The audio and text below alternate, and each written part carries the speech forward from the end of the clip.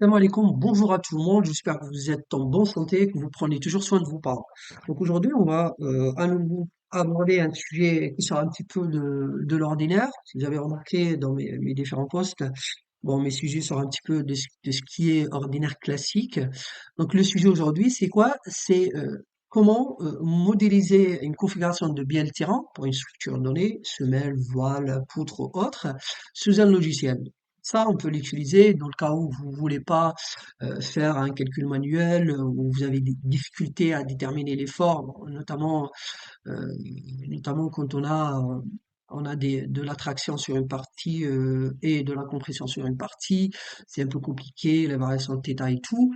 Et donc une méthode parmi d'autres, une solution alternative, c'est d'aller modéliser cette configuration dans un logiciel donné. Pour moi, voilà, je travaille généralement sur le logiciel Autodesk Robot, donc l'application va être sur ce logiciel. Donc, ce que j'ai pris comme exemple, c'est une partie d'un projet que j'ai réalisé récemment, donc c'est pas toute la configuration, donc je pris juste une partie. Ce que vous voyez ici, c'est la configuration BLTA de ma structure.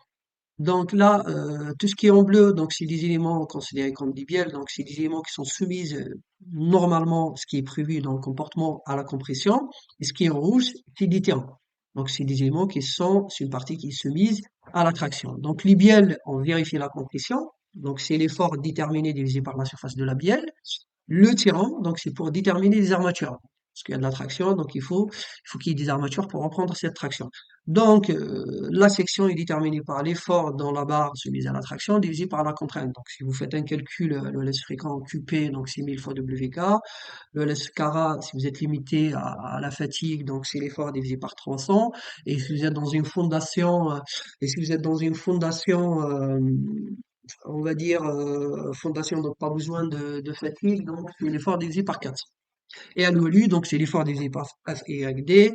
Donc si vous êtes en statique, donc divisé par 1,5, 1,15 plutôt. Si vous êtes en accidental ou en sismique, c'est divisé par 1, donc vous êtes à 500 ou 400 selon votre résistance. Donc on va essayer de modéliser ça sur le logiciel.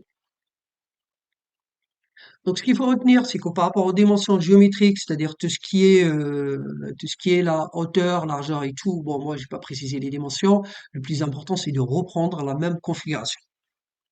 Donc, on va vers le logiciel. Donc, on va essayer de modéliser ça sur le logiciel. La méthode, premièrement, on modélise le plus normalement du monde. C'est comme si on a des barres. Donc, on va la faire quand même. On va la faire. Donc, vous êtes en 3D. Donc, je vais me mettre en 2D. Bon, on va le faire en XZ. Je modélise une barre. Voilà, je modélise créée par des barres. Aussi, bon, par défaut, les barres, c'est pas ça le plus important. On va pas prendre leur poids. Donc, j'essaye de reprendre la même configuration.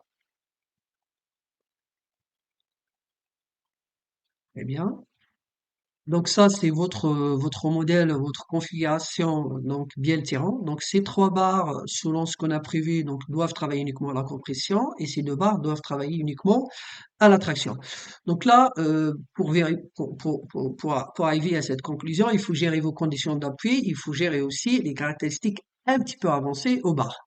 Donc ce qu'on va faire, on va vers structure et on va demander au logiciel, donc caractéristiques additionnelles, caractéristiques avancées des barres. On va demander au logiciel on va imposer à ces barres qui travaillent uniquement à la compression et les autres à la traction. Donc là, barre en compression, donc la barre 2, la barre 3, la barre 2, la barre 3, voilà. Et les autres barres, la barre horizontale et la barre verticale, les deux barres verticales, donc voilà, c'est la même chose, il y a une continuité totale, donc ils doivent travailler uniquement à la traction. Après, il faut mettre des conditions d'appui, c'est des appuis fictifs. Là, les appuis, ces appuis fictifs, pour vérifier par la suite, est-ce qu'on reste toujours sur compression, compression, compression, traction, traction. Donc, ce qu'on va faire, je vais essayer, voilà, et c'est ce que je pense que j'ai fait. Là, on va créer un appui double, parce qu'à un moment, il faut pas que la structure soit, on va appeler ça APD, il faut pas que la structure soit instable. On va mettre un appui double ici et un appui double. Vous allez dire pourquoi, voilà. C'est, en fait, il faut voir, il faut mettre des conditions et vérifier qu'on reste toujours, que la structure est stable et qu'on est comprimé, comprimé, traction, traction. Et sur ça, je vais essayer plutôt de faire bon, qu'est-ce que j'ai ici? Est-ce que je libère? Donc, je vais essayer de mettre un appui simple, c'est tout, hein, sur ce côté-là. Donc là, c'est ma structure. Donc, appui simple, deux appuis doubles. Après, on verra si ça reste instable. Le logiciel, il va vous indiquer quelle direction il faut bloquer ou quelle direction il faut libérer. Après, qu'est-ce qu'on fait? On applique la charge pour voir est-ce que vraiment on a le comportement compression-traction. Donc là, premier cas de charge, c'est le poids propre, on ne sait pas ça. Euh, Nous, c'est le deuxième cas de chargement où on va appliquer chargement, définir charge, donc un chargement, une charge ponctuelle au niveau du nœud numéro 2 de moins 500, c'est-à-dire verticale selon Z avec une valeur négative. Donc moins 500, applique au niveau du nœud, et je lance mon calcul. On va certainement avoir des problèmes d'instabilité ou parfois ça converge pas. Moi, je règle ce problème en fonction, il faut aller un peu plus loin, soit limiter, acheter des libertés, activer les grands déplacements, ça je vous laisse ça gérer.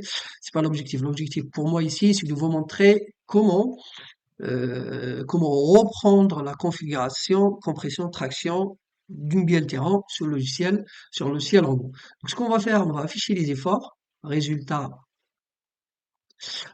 moment, il faut que je trouve les résultats. Donc là, normalement, Sibar travaille uniquement axialement, c'est-à-dire un effort. Donc on peut pas avoir de moment. Non, il n'y a pas de moment, donc on le confirme bien dans toutes les directions, donc pas de moment. Non, on va essayer d'afficher l'effort axial.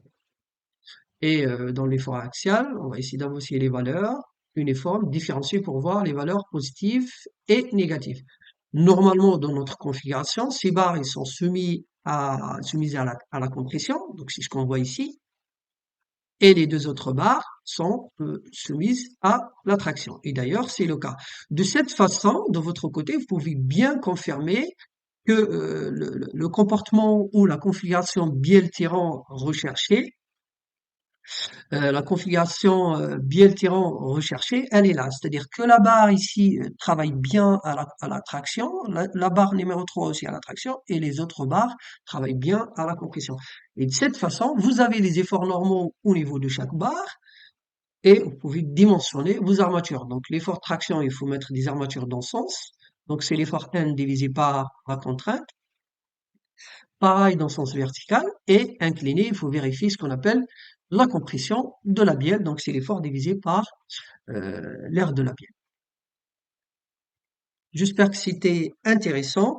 Donc profitez, likez et partagez. N'hésitez pas à me poser des questions ou à ouvrir une discussion, un débat si vous n'êtes pas d'accord, vous avez un sujet particulier.